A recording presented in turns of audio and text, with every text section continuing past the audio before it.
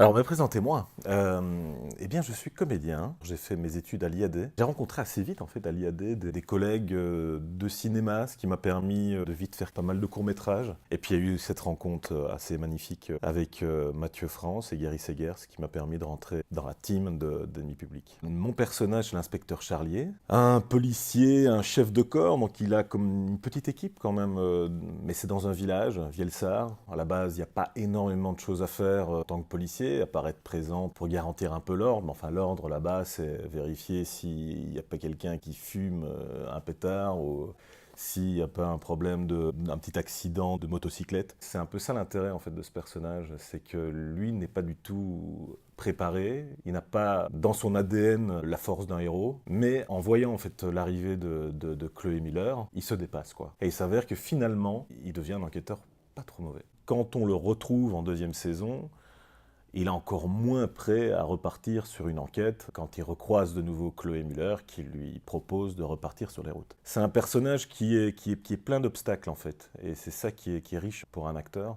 c'est de pouvoir travailler sur des personnages qui sont un peu torturés. C'était très intéressant de se retrouver dans ce personnage qui en plus va avoir autour de lui toute une famille qui va essayer aussi de l'interdire de repartir en fait en mission. Moi j'avais hâte de retrouver Michael Charlier sur la deuxième saison. C'est vraiment un ami quoi. Puis cette envie en fait de perfectionner encore le personnage et d'aller plus loin.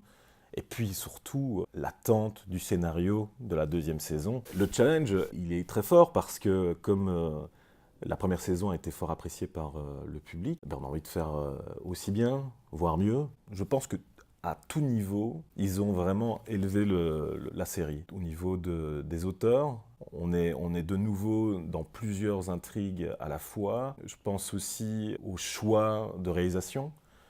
Ils ont été beaucoup plus radicaux. Ils se sont permis des choses qui ne seraient pas permis en première saison. Qui se sont dit, tiens, alors allons plus loin, tentons des choses. L'image de Philippe Terrasse.